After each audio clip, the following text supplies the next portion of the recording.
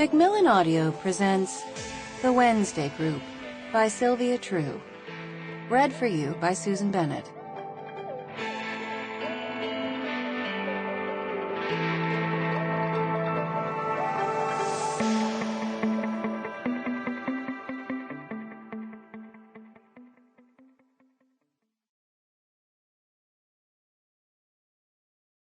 Lizzie.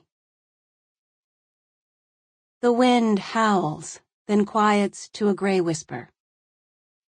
Lizzie pauses in front of the bedroom door holding a bottle of wine and 2 goblets.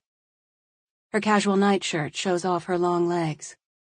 If this marriage is going to survive, they need to reconnect. She opens the door and stands at the foot of the bed. At 52, Greg could still pass for 35. He has a full head of dirty blonde hair, a boyish grin, and healthy skin.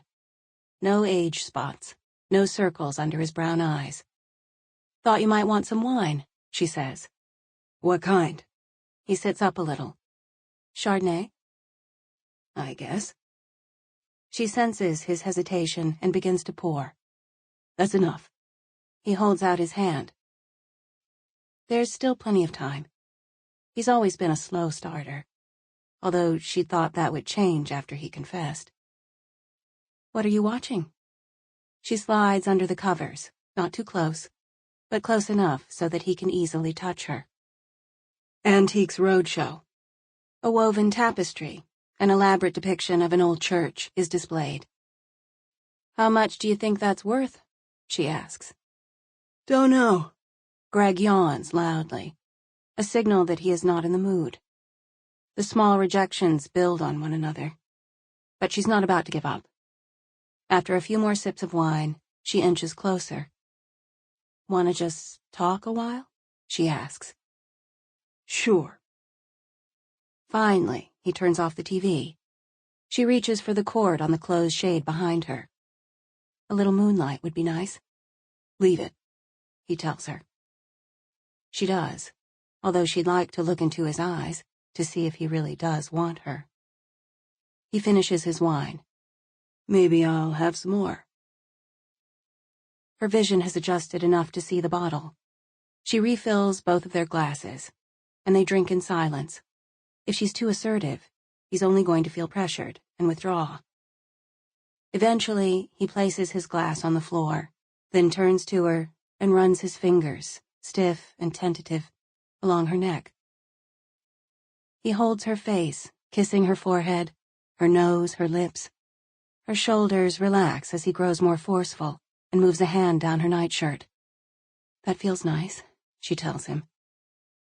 "Why don't you take it off?" She pulls the shirt over her head, glad to be rid of it. He cups her breast, and she gently slips her hand below his waist. He sheds his flannel pajama top. They hold each other. She's missed his skin touching hers, but after a few seconds, she senses his loss of urgency. She kisses his neck and begins to slide down. His thighs tense and he stops her. "I'm sorry." He sighs. "It's all right," she says, and moves back up. He grimaces and squirms as he shifts her head from his shoulder. Cramp in my arm," he tells her, then sits and gropes for his pajama shirt. After he puts it back on, he lies on his side of the bed.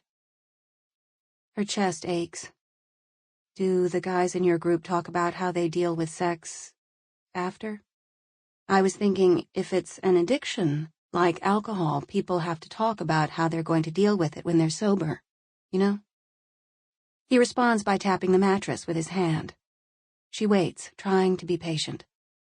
He clears his throat, as if that will help to dislodge the words that seem stuck. "I thought," she begins, "when you stopped watching, you'd want me again." "It's not that." His voice is tight. She wishes she could do the wise thing, say goodnight and bring this up another day when he's not so defensive and vulnerable, and she's not on that boundary. Sample complete. Ready to continue?